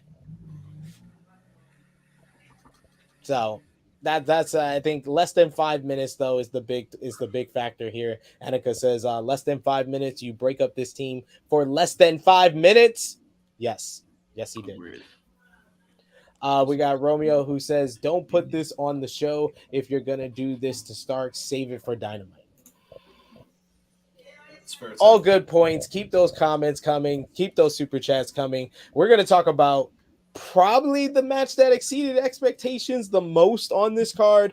AEW World Tag Team Championships on the line as it was Swerve in Our Glory defending against the Acclaimed. The Acclaimed were super over. This match started off as babyface versus babyface, but slowly but surely in the opening minutes of this matchup, the crowd just 100% was on the Acclaimed side. Scissor Me Daddy, changing Bass in Our Glory to Oh Scissor Me Daddy, one of the greatest accomplishments of a crowd that I've ever been a part of, ladies and gentlemen. They was really into the Acclaim, and at points I thought that they should have called an audible and had the Acclaim win this one, but in the end, Swerve in Our Glory hit the sit out power bomb with the curb stomp for the victory in 22 minutes 18 seconds after a couple of great near falls from the Acclaim. I gave this 4.25 stars. I love this match. This was the match that exceeded my expectations the most. What did you think, StatKing? I gave this one 4.5 stars. This one was absolutely awesome to me. This was a incredible match because nobody was expecting that out of the Acclaim. Nobody was really expecting them to be able to hang like that. And they really showed that they could. And this is a great win for Swerve in Our Glory themselves, because part of what the idea was establish them as a top 5 team. How do you do that? You need to be able to put on great matches. And they showed that they are capable of doing that. We already felt as though they could, but this just reinforces that or cements that they can. Like I said to you last night, if I was Tony, I would have been hopping onto the little earpiece in the ref's ear and been like, hey, tell those guys we're swapping the finish, because Acclaimed, they showed that they deserved that win. And I remember looking over at Colleen and being like, if they lose this match, this crowd's gonna fucking lose their minds. And they booed Swerve in Our Glory out the building. And I'll give credit where credit is due. Swerve in Our Glory was very smart to identify that the crowd was against them and play into it. Some talents don't learn that and aren't able to pick up on that crowd indicator. They were and are able to do that, and kudos to them for knowing you gotta work with what you got. Jimmy, what did you think? Is this last comment true? TK said he's putting a rematch with Arthur Ashe. He teased that during the media scrum. He's not good at any of his jobs. Like, he has like 4 different jobs he's something over. Try to be nice. This match was great. Let's be nice. This match was fucking fantastic. I loved every single second of it. I thought all the near falls towards the end were believable to me, mainly because I was really buying into the Acclaim winning. And I felt like, oh my god, I apologize to everybody. This match was set up perfectly. Like, I didn't expect them to be this over. Should have called an audible. Yeah, no shit. Well, I don't know what you want. I don't know what you want, sir. What do you want? A fucking real booker here? Get out of here. Beat it. Yeah, it was great. It worked. I can tell how bad they misread the crowd. And by they, I mean dummy, not Swerve, because as StatKing said, they were fucking on the ball. Seamlessly. They misread the crowd because at the end we do the fucking Scissor Me Daddy. Like, we're going to be cheering for fucking Keith Lee after that. No, cocksucker. What the fuck am I even doing here? Oh man, I love Billy's faces at times where he was like just like amazed at how over they were. Like he seemed like a he finally seemed like a proud father for the first time. I thought he was looking like the good old days. People gave a fuck about me. Josh, any comments on this tag team title match? I mean, past my expectations. There was a lot of great false finishes in the match. Yeah, I knew it was gonna be bad. Like when the crowd, I was like, yo, there's a clear favorite with the crowd. This is gonna be like really bad. So that I knew. In regards to, like, I know TK kind of mentioned it. He didn't make it official, but if you do that Arthur Ashe, if you do the rematch at Arthur Ashe, I mean, that'll be home. That's home field territory for Bowens and Caster. So that crowd's gonna be even more. It's gonna be even more one-sided if they do it there. Very true. How long ago was Very that true. That's a week. That's 2 weeks from this Wednesday. That's not egregious. It's a little late, but it's not egregious. Fuck it. They'll probably do the turn at that point. Yeah. Whoever. Yeah, Swerve in Our Glory. I mean, Kobe and Shaq were heels, so they should be heels too, since they're basing their tag team off them not working out in this How the one. Lakers doing, by the way? They signed Kyrie yet? Oh, You fixed your whole franchise yet? Why are we discussing sports? Why are we just we got I don't keep pertinent up on information to get through. What are we talking about? AEW Interim Women's World Championship was up for grabs next, as we got Jamie Hayter versus Dr. Britt Baker DMD versus Hikaru Shida. I thought versus Tony Storm. I thought this one was very good at highlighting everyone in a little bit of ways, but Jamie Hayter was the most over in the live crowd. They loved some Jamie Hayter. She got the loudest reaction in this one. Dr. Britt Baker is a star, so she comes off like at 100% heel. I loved her backstabbing Jamie Hayter when she had the win and pulling out the referee, showing that she's cutthroat. She'll even betray her friends. Then you had Hikaru Shida with a nice little spot where Baker and Hayter took her out on the stage. She went to the back, and then she comes out like a warrior with 2 kendo sticks, starts swinging on them. So she was highlighted here. And then in the end, it was Tony Storm hitting the pendulum DDT on both Jamie Hayter and Dr. Britt Baker DMD in just under 15 minutes to win the AEW Interim World Championship. A complete silence. Hey, I was cheering for Tony. Interim AEW Women's World Champion. Jimmy, what did you think? I was so mad. I was very proud of the Chicago crowd for cheering Jamie Hayter. Hayter isn't ready. The number of them ready. They all stink. Enough. Hayter's ready. Put the belt on Jamie Hayter. At least we're moving on with Britt and Jamie, because this has been going on entirely too long. But you know what? Fuck it. It was a good match. You liked the Sheeta spot. I could have done without this dramatic ass. Here I come back after 12 seconds. Who cares? Enough. Oh, Jamie Hayter was so good. She was so good in this match. All those bumps in Chicago fucking did it right. I was so happy. She was so over. It was kind of sad. I remember the Grand Slam show last year. Britt Baker was so over. And after a year booking, it's just silence like the rest of them. Except Jamie Hayter. It was amazing. Oh, what did you think, Josh? I mean, match was okay. I thought when it comes to the winners, I thought it was going to be between Storm or Britt. Hayter, I think she just needed to show out the most, not so much that she needed to win the title, and I think that's what she did. So, I mean, that's a plus for her. I don't think she was going to win either way, but I mean, it was a good performance by her. And I love the haters gonna hate on her Titantron now. That's a great tagline. Sell some shirts, Jamie. StatKing, any thoughts? I said in the preview, my heart wants Jamie Hayter to win, but I knew that Tony Storm was going to win.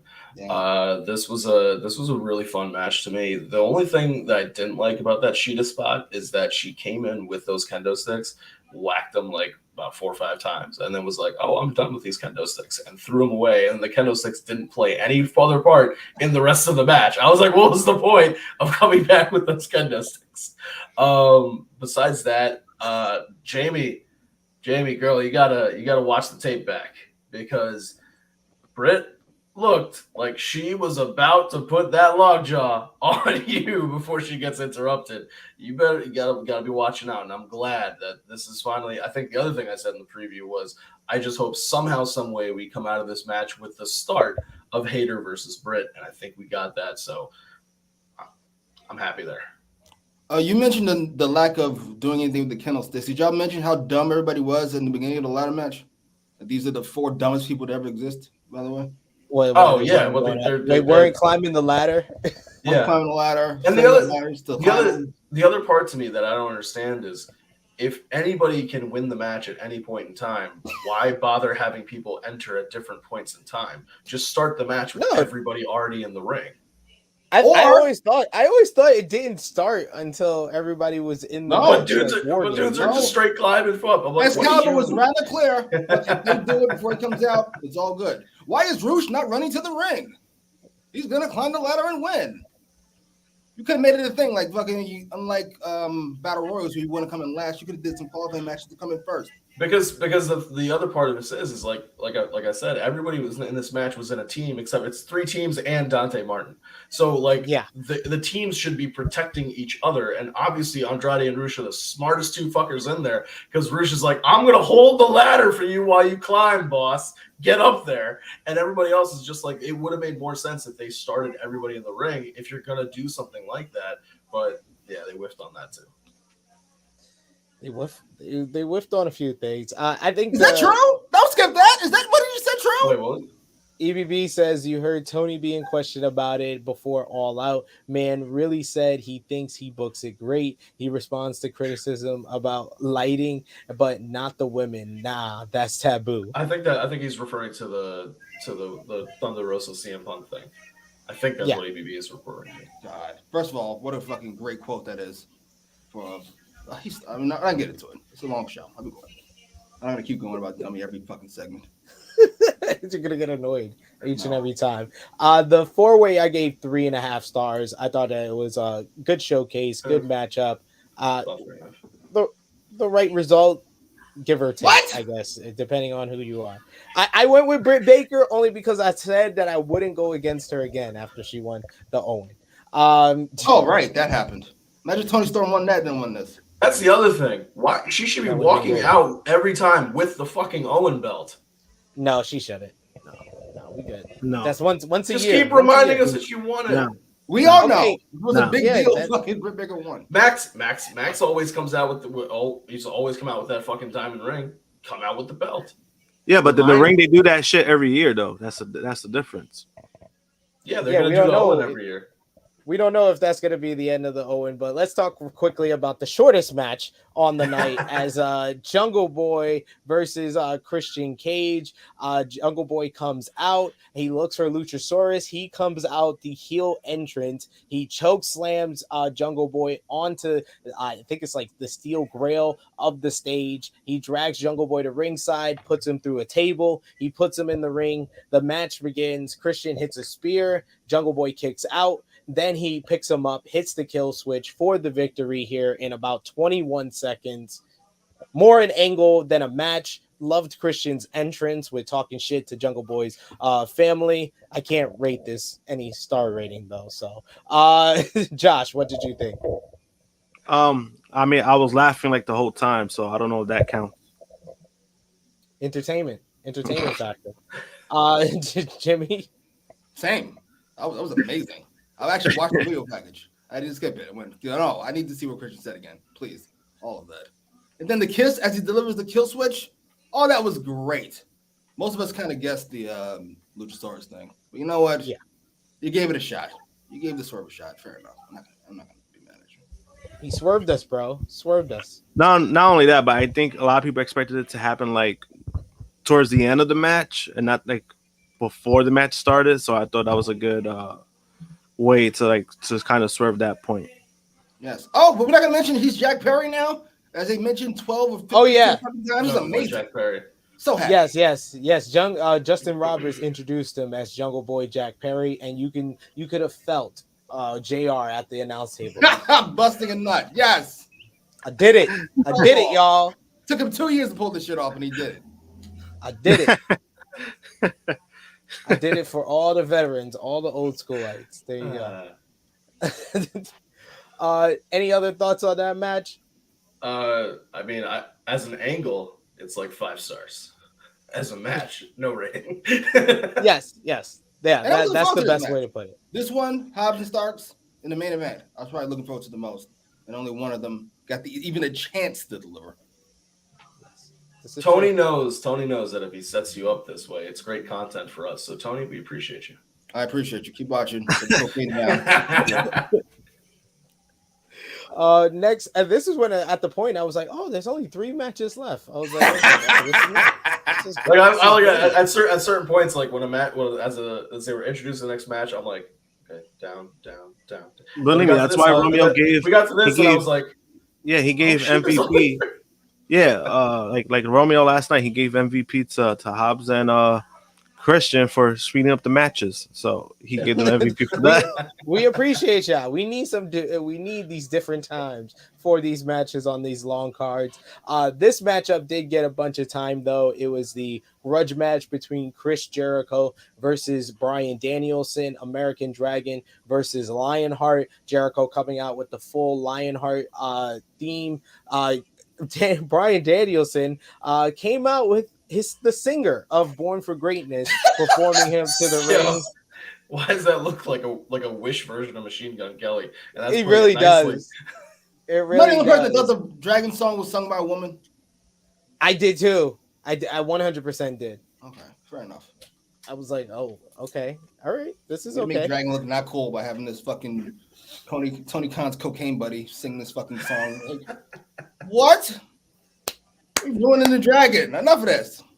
I might be in the minority here, but I really like this matchup. The only thing that messed it up is that I think it was supposed to be a 20-minute time limit, and it went 23 minutes 31 seconds. So if you just go past that fact, this was the Chris Jericho that I like when he goes out there, has a wrestling match, what he's been known for years. They had the submission exchanges between the Walls of Jericho and the LaBelle Lock. In the end, though, it didn't come down to the wrestling move. It didn't come down to who the better wrestler was. It was Jericho using his smarts, getting the referee distracted, managing a low blow, and then hitting the Judas effect for the win. I will say the finish did come off a little bit flat. It did lead to the post-match where we see Daniel Garcia being disappointed in Chris Jericho, so it's continuing that story. But I enjoyed this match. I gave it 4 stars. What did you think, Jimmy? This song. Sorry, I got confused with the song. This finish was a fucking mess. This story is a fucking mess. I like it in theory, but you have to pretend like all the people were born a month ago. Because fucking Garcia being shocked that Chris Jericho would cheat and disappointed that Chris Jericho would cheat, which is the whole point you joined this gang, by the way, is fucking outrageous. Garcia, you weren't entertained by this? Come on. Match was fine. Match was fine. I mean, for Dragon, it's probably on the lower side of it, but what do you want me to do? Chris Jericho's 63 years old. What do you want? Josh? The match was fine. I felt I'm not gonna lie, it got kind of boring at some points. But yeah, the finish did feel flat a little bit. Not too much for me, but yeah, I mean it was a decent match. Jericho, I tend to have low expectations for Jericho just because he's not what he was 10, 15 years ago. So I mean it was passable. Passable for the Dragon. This is fucking atrocious. I mean, hey, it's against Jericho. I mean, if you're expecting Jericho from I guess 10, 15 years ago, I guess we probably had to watch the Peacock and watch one of his matches from then because we ain't getting that Jericho no more. That's just what it comes down to. We're not getting that. We're not getting that Jericho no more. So yeah, so like we just have to accept what we're getting now, or not. Right. I don't know. So I guess I'm gonna be the high man at 4 stars. StatKing, what did you think? I gave this one 3 1/4. I felt it was good, but like, yeah, there's a limitation to what Jericho can do these days. Another thing that also took me out of the match, and Sid, I don't know if you heard this, but during the match, the people to my right who were very great at starting chants at other points of the show were the ones, I don't know if you heard it, were yelling over and over again, like to the tune of some song. Where was your wife on January 6th? And I was like, I get it, but this is annoying the shit out of me. Luckily I didn't have to threaten to fight somebody like I did with Darby and Punk because somebody else told them to shut the fuck up. But yeah, that really pulled me out of this match. But the submission part of this was absolutely incredible. And Danielson yet again showing us why that was nice. Why that ill-fated injury to him that denied us the Forbidden Door Zack Sabre Jr. Bryan Danielson match is one of the biggest misses for all of 2022.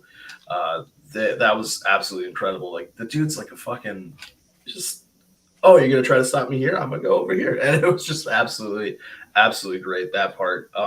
get Brian some better opponents, please. Tony, for Yeah, pay-per-views. I think this is leading to more than one matchup, unfortunately. Yeah. Seems to be a theme of Chris Jericho feuds. Like I We do wanted this to be Eddie Kingston versus Jericho, and Eddie finally getting like the full blown win and ending this whole fucking thing. But yeah, I did not want one that. of those. I would say based on the feud that we were seeing, I thought it would have been smart to do either Kingston versus Claudio if you want to save that. Do Kingston versus Brian here. I think That's fair. that Yeah, should have been the that would've- logical part, but that would've based on been what good happened too. at Double or Nothing. But Jericho's he's won his last 2 big matches, right? Against Dragon and against Eddie. Well, he lost. Well, he did lose that title match against John on TV. Yeah, Doesn't count. That's the baddest motherfucker in the world. That doesn't count. But yeah, but against Kingston, yeah. But to your point, against Kingston, and yeah, he won. Yeah. Jericho's not moving from the spot at the top of the card. It looks like. no, that's why I thought he would win this matchup, because I thought that they would try to like reestablish him, and especially if Punk is going to be a babyface following this, you want to have contenders for him, and Jericho is a new match in AEW. Oh my overall. god, CM Punk versus Chris Jericho. Sarah Green says with a super chat donation, thank you so much, saying, hey guys, we had fun with the pay-per-view, but there were some missteps for sure. The MGK guy was still singing after way too long. I was dying. Who the fuck? Yo, I was so confused. Like I like Jimmy said it. You asked like you didn't think anybody would agree, but I 100% do agree. I thought it was a woman on the song. So when this guy came out, I was like, why is he lip singing? I was like scratching my head about that. But yeah, I do agree. He was singing way too long as well. But I like the match.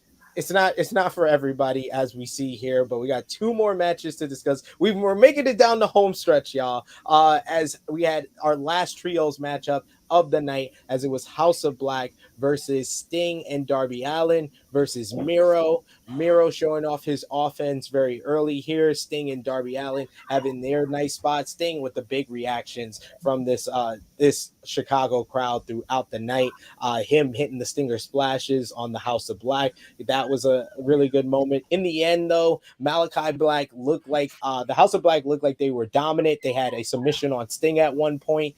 They took out Miro and Darby. He had Sting cornered, but Sting turns around and misses Malachi Black right in the eyes. And then Darby Allin gets the Last Supper for the win here. I thought that this was 3 stars. It was fair, but this was another one where you gave 12 minutes to this, and then Athena and all these other ones got shortchanged. Hobbs and Starks, like, I was like, you could have made this 8 minutes, and I think it would have been even better. But it was fun for what it was, and Sting usually delivers in this setting here. Josh, yeah, the match was fine. I mean, I already knew Sting was gonna win because I mean, Sting does not lose, so it was like I already knew the outcome to that. So, I mean, yeah, House Black looked good. It's just one of those things that because of hearing all the rumors with Malachi, we just don't know what's gonna happen after. And I heard, I don't know, I'm pretty sure you guys, since you guys were there, is it true that he bowed to the crowd? Yes, he bowed, blew a kiss, and was doing like the thank you to the crowd. Yeah. it looked like a send-off. It did look like he was saying like goodbye, because he hugged the House of Black. He kind of broke character. So I don't know if he's taking time off, if he's gotten his release from AEW, but he got denied it before. He has 4 years left on his deal. I don't know if they would do that, but they would give him time off if he has to deal with mental health.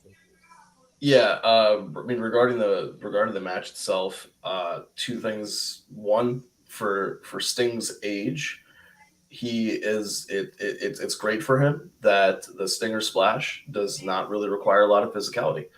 You're basically just bumping off of somebody. So for his age, awesome. He did not plan this many years ago when he decided to use that as a move, but it worked out great for him. The other thing that I really liked was Miro absolutely refusing in the beginning to tag either Darby or Sting in, and that played well into the enemy of my enemy is my friend, part of that promo exchange between or vignette for them that was happening on Dynamite.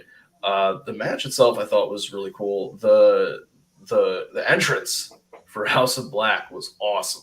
That part was great. Yeah. And to juxtapose that with how it ended with Malachi on the top of the ramp, like, you know, saying his thank yous to the crowd, really felt bad because it kind of showed what could have been for the House of Black and what is. And it's to me, Malachi Black is going to be one of the biggest missteps for AEW this past year. I'm hoping that he does take some time off and he returns.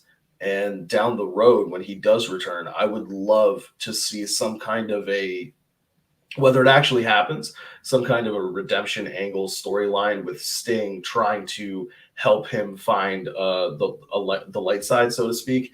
And I'm not saying like he has to be successful or not, but you know, that would actually be kind of an interesting thing where they use some of the, you know, if this kind of information is going to get leaked, might as well try to find a way to use it and use it well. And Sting doesn't have to be successful. I just think it'd be kind of a cool potential story. Jimmy, any thoughts? I have a question first. How are the fans, us, and the journalism community commenting about Malachi Black requesting his release and being told to fuck off? What's the general consensus? The general consensus is that mental health should be taken seriously, but when you have reports of tampering issues going on with WWE talking to AEW talent, you can understand if they have to kind of mull over their options here, where it could be just him in the wrestling business. You know, people are known for saying one thing out their side of their mouth and then jumping over to the next company afterwards. So you guys are just okay with it? I know we don't like when Vince does it, but I don't like the fact that his mental health issue was made public. I don't think that was. I don't think that should have never been a part of it. Like, if you make the story. But I think that's where I differ.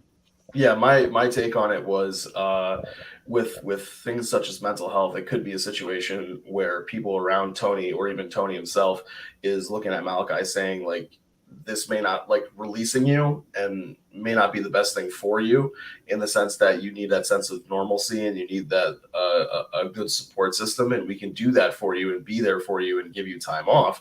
But again, we don't know the extent of what exactly Malachi is dealing with and going through. So also it could be fucked up that Tony is not releasing him.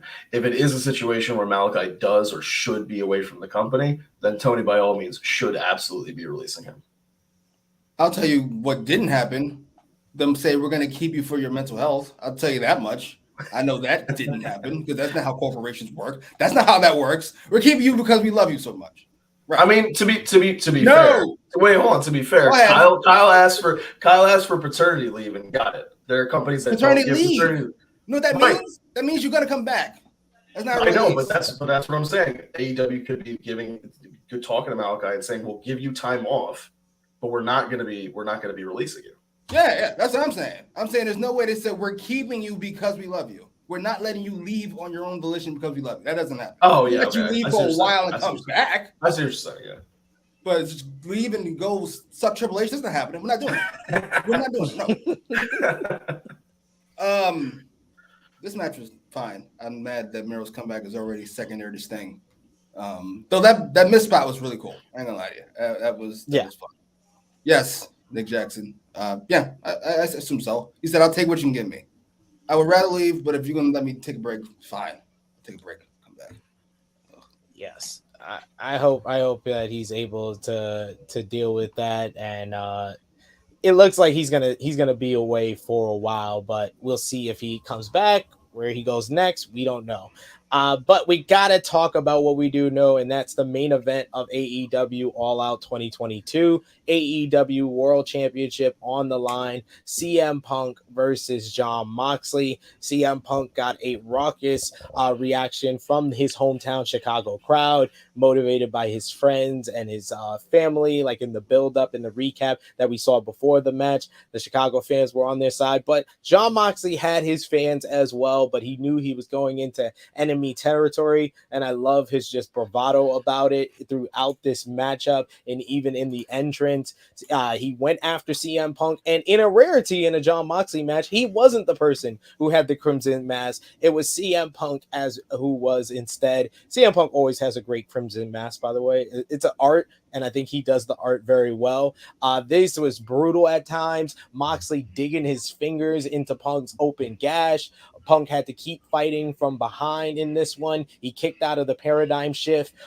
Early, Punk was trying to switch the roles in the early opening of this matchup. Instead of the 3 minutes that Moxley beat him in the first match, he hits a go to sleep in the opening minutes and gets a near fall that way. He hits a go to sleep late in the matchup. He gets on his knees, and then Moxley falls on his back, so he has to stand up and then pick him up for a third go to sleep to get the victory here. But that wasn't the end of the night for AEW All Out. The lights went out, and we hear a voicemail from Tony Khan talking about how someone is gone over and over and keeps screwing the fans. Show up at All Out. Everything is forgiven with whoever it is being put in the casino ladder match, plus get a big bonus. You don't even have to sign an extension. And we see a clip of Punk in the old ROH days talking about the devil. Then we see the devil from earlier, and he's wearing the scarf, and the huge pop for the scarf reveal on this one. And MJF, the devil, has returned, and he comes out on stage and reveals he is the winner of the casino ladder match, and he is the number one contender for CM Punk's AEW World Championship. And that's how we close the show. Jimmy, what did you think about Punk Moxley 2 and the post-match with MJF? Punk Moxley 2 was splendid, actually. I really like that match. The Punk being the only one that bleeds kind of worked for me, because after you kind of even them back up with Punk almost squashing Moxley, it felt like a redo of the first match where Moxley just kicking the shit out of him for 20 minutes, and I was here for all of it. And then Punk makes the great fucking comeback. As much as I wanted Moxley to win, I thought Punk winning, number one, it's probably the right call. And it worked. It worked.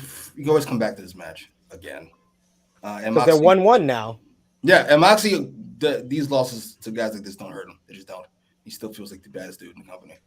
The MJF reveal, I liked all of them, all the parts. I just didn't like them all together, if that makes sense. It felt weird.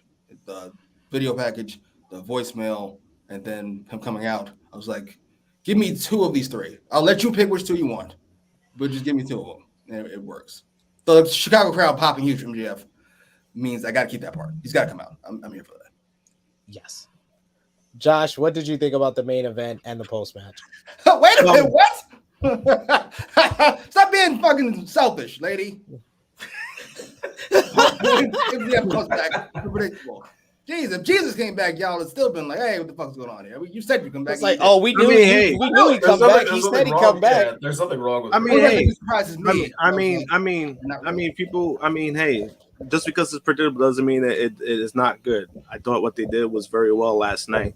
The match itself, I mean, it was a good match. Moxley beat the shit out of Punk for most of the match, and then Punk had a nice comeback.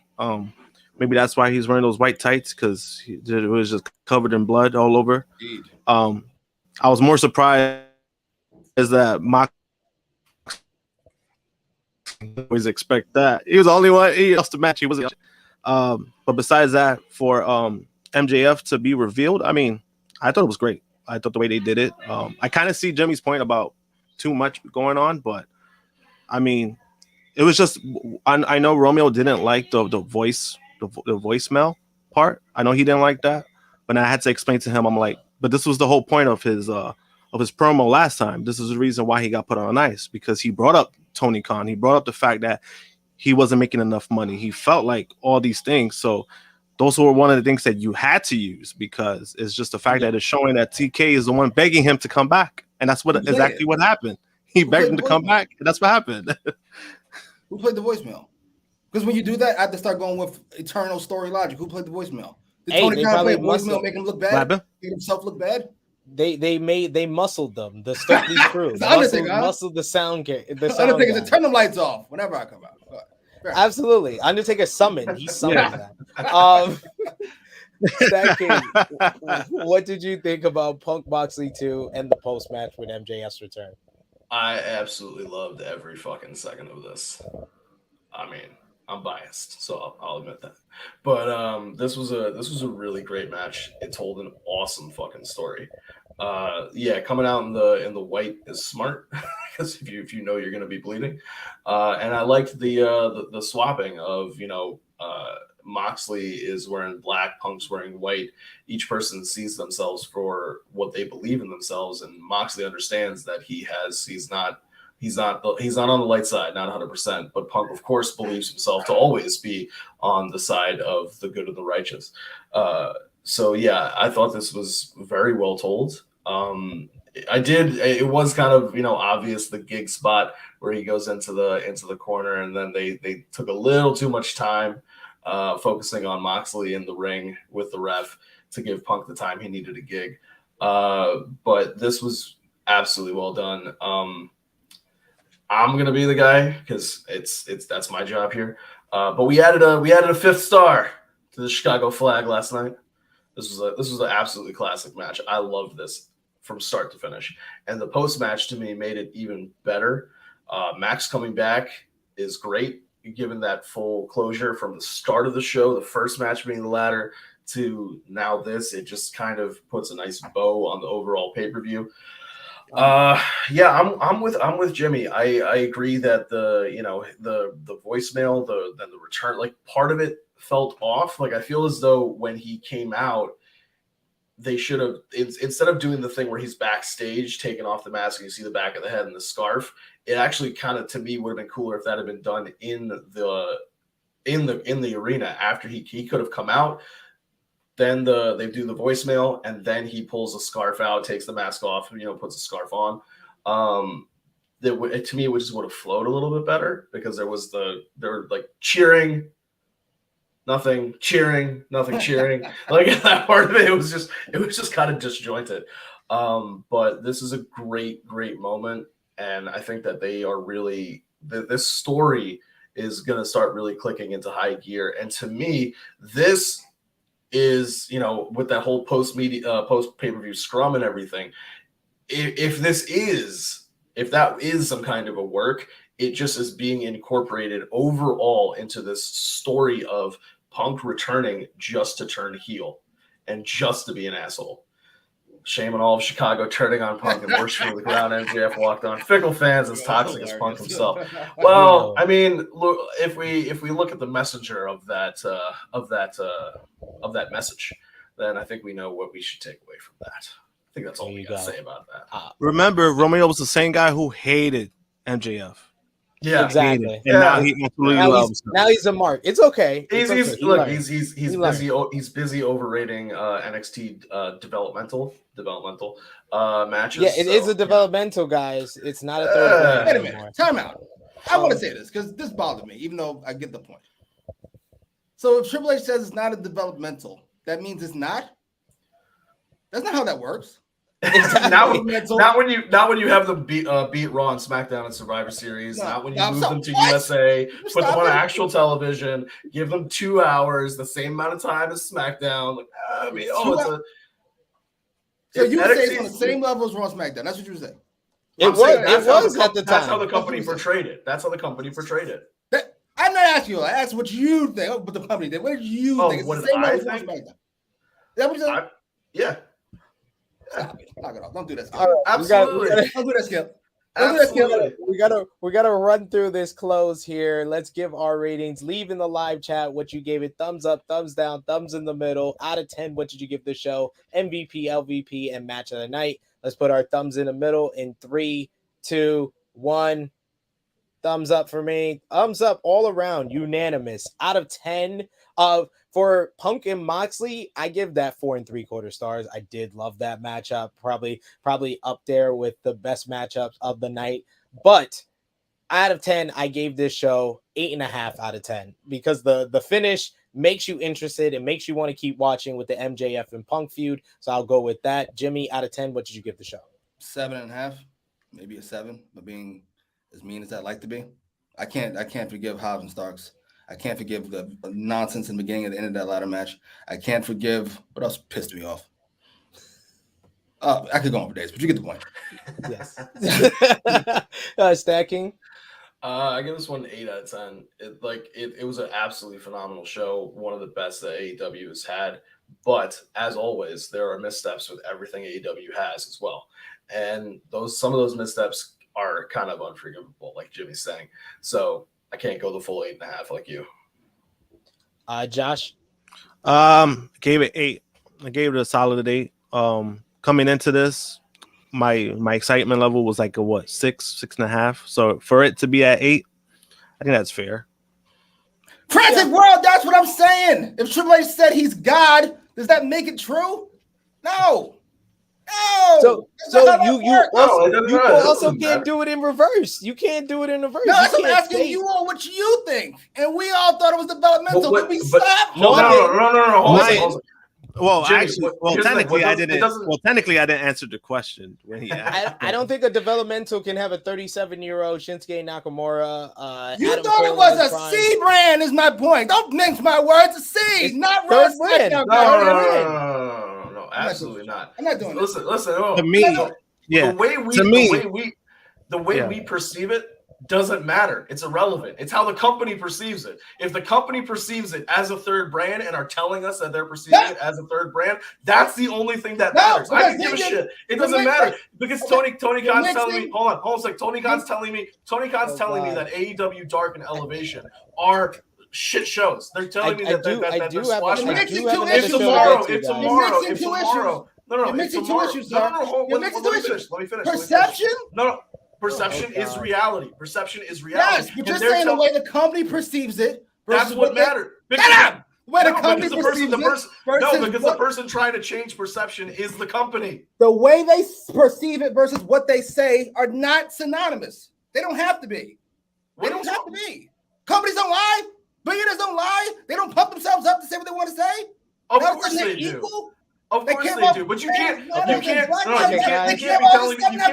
that. You cannot be telling me that something.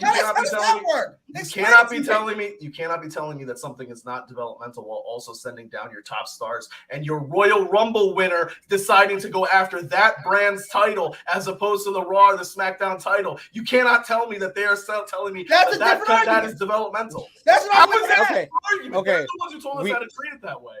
We need to have StatKing on AE Ramble so we can finish this discussion because we can't finish it right now. MVP, LVP match of the night for me. I'm going with CM Punk as one of my MVPs. CM Punk and the Elite because they're the people we talk about the most coming out of this show. And MJF. I got a co-MVP for LVP. I gotta go with Ricky Starks, Jungle Boy will get it. Jungle Boy and Ricky Starks. Just there Ricky. We go. Stop it. Knock it off. And I was saying that yesterday. I think it's Ricky Starks because Ricky Starks actually had a fair chance to win that match and he blew it. So and match of the night for me, I gotta go with the trios finals with the Elite versus the Dark Order. Love the storytelling. And I knew Jimmy would react in that way. I do have to run. StatKing, can you finish this off? Yeah, I got you, bro. For me, MVP is co. Get out of here. We're talking about NXT. Go ahead. No, we're not going to do that to the people. For me, two co-MVPs. One is CM Punk, and the other are both members of Acclaimed and Swerve in Our Glory. Match of the night for me. I want to give it to the Punk and Moxley, but I got to give it to Acclaimed and Swerve in Our Glory. That match was absolutely fucking fantastic. Just because of the amazingness of Mox and Punk is why I'm rating that one higher. But to me, match of the night is Swerve in Our Glory and Acclaim for the tag titles. Josh, how about you for your match of the night? And MVP. You gave LVP. Match of the night was the tag team title match. MVP, MJF, LVP, Ricky Starks. I'll go with that. Fair. Jimmy, how about you? Match of the night. I was gonna go with Punk Moxley, but you convinced me. I'm going with the Acclaimed. Glory. MVP is obviously CM Punk, not only for the main event, but for fucking keeping you all interested in booking for Tony Khan in the scrum. And LVP is Ricky Starks and Tony Khan because, good Lord. That's fair. Yeah, I mean, for me, one of the reasons why it's match of the night is because we did not have the expectation. Like I think everybody's expectations for that match were far lower than apparently they needed to be. And maybe that's a something that people need to revisit the next time Swerve in Our Glory has a match or Acclaimed has a match. And if they do run it back, let's set the bar where it needs to be. So, guys, we want to thank you for tuning in for this AEW All Out review. I think everybody had a fun time on this one, especially once Jimmy got in here. We're always appreciate Jimmy's opinions because you guys can catch them on AEW Ramble. Jimmy, tell the people about where they can find you here and elsewhere. On YouTube at Jimmy Macram, on Twitter at Jimmy Macram, and Instagram I think is the same. Where I talk about that's not true. I don't talk about anything unless I get annoyed. once every few weeks, maybe. So, yeah. Josh, how about you? You find me at JamPunk321, Twitter and Instagram. You can find me in the Trill Hill Heat channel every Mondays, every Wednesdays, and every weekends. And you guys can catch me on Dark Power covering AEW Dark, Elevation, and NWA Power. You can catch me on Rampage Wrap Up with Josh covering everything that happens on Rampage. You can also catch me on our sister channel, THH Sports, where I cover a lot of the football-related stuff. We have our kickoff for the season is going to be happening on Thursday. I think we're going to be doing a live stream for that. Myself, Romeo, maybe be joined by a few others. But definitely check out THH Sports. We're doing a lot there when it comes to football, basketball, baseball. I quite famously know next to nothing about basketball, and I'm trying to learn more. So I'm going to be hopefully on some of the basketball pods to gain some knowledge from all of our True Heel people on there who are experts at what they do and knowing about basketball. And of course, just to be able to be a fly on the wall to watch Romeo and Sid go at it about the Knicks and the Lakers. So for myself, for the True Draw Josh, for Jimmy Macram, for Sid SP3, we want to thank you once again for tuning in to this review of AEW All Out and for spending some time with us as we cover everything that happened this weekend, including that post pay-per-view media scrum. So until next time, take care of yourselves and each other, and we will catch you guys later.